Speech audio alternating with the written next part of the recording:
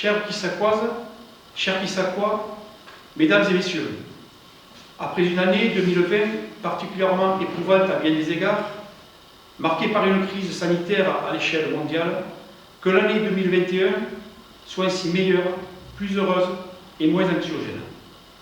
Même si la crise n'est pas finie, je tenais à vous souhaiter à chacune et chacun d'entre vous une année 2021 aussi belle que possible, qui, individuellement et collectivement, nous donne simplement l'occasion de nous retrouver, de vivre et d'espérer.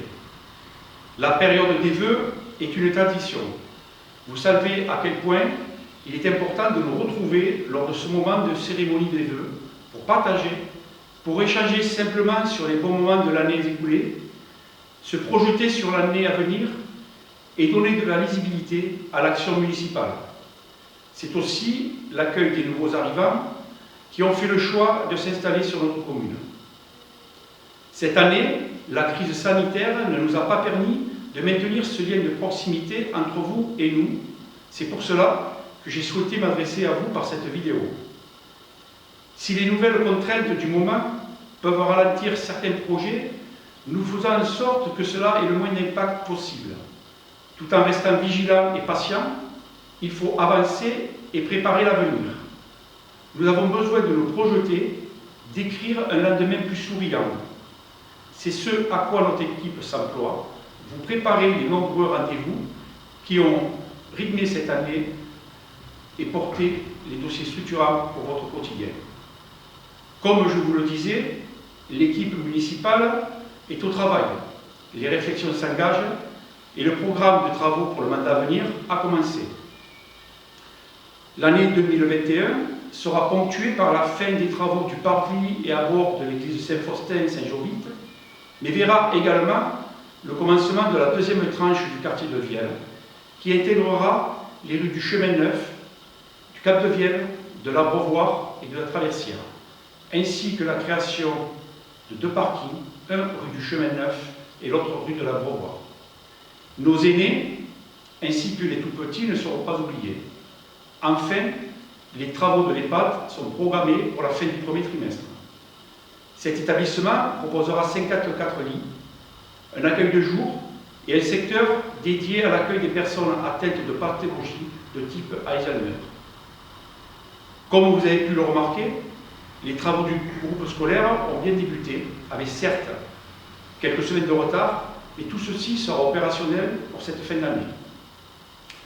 Afin d'augmenter le patrimoine immobilier de Quissac, qui est source de revenus, et dans le même temps réhabiliter notre patrimoine historique, un programme de rénovation de l'ancienne maison du Gare-Barrière, suivi de la création de 2 autres logements, est prévu sur le quartier de l'ancienne gare, mémoire de notre passé ferroviaire.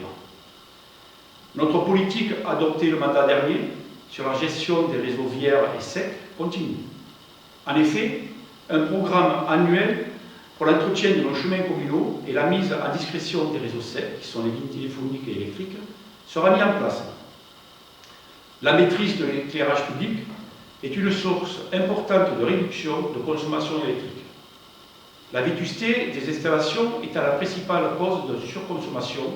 Les enjeux sont à la fois économiques, environnementaux et sociaux. Le remplacement de nos vieux candélabres par des éclairages LED continue.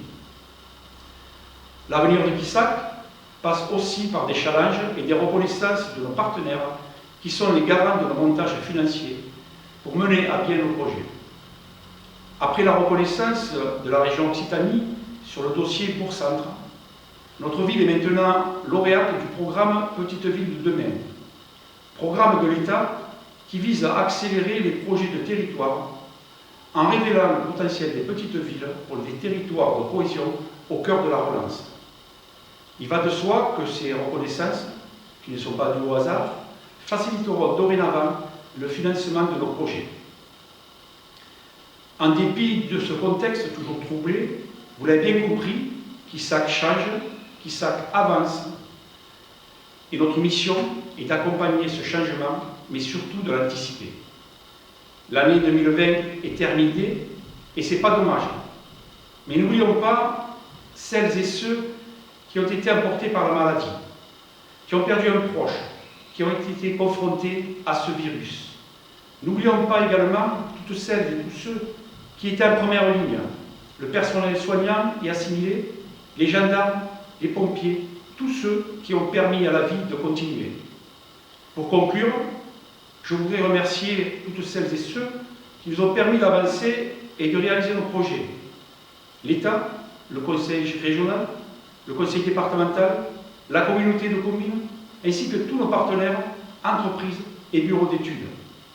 Cette année, ayant été particulièrement difficile et éprouvante pour eux, je tiens à remercier également le directeur de la maison de retraite, ainsi que tout le personnel pour leur dévouement auprès de nos aînés.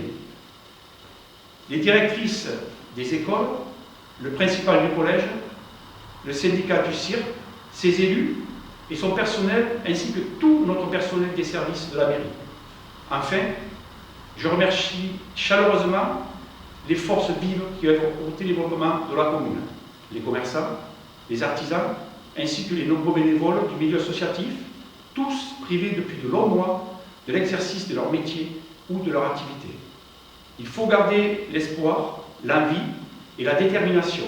Et je suis sûr que Quissac retrouvera prochainement cet enthousiasme et cette joie de vivre que nous lui connaissons.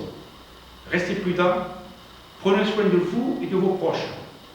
Mesdames et messieurs, je vous présente à mon nom et au nom de tout le conseil municipal de Quissac, à chacune et à chacun d'entre vous, mes vœux les plus chaleureux pour cette nouvelle année.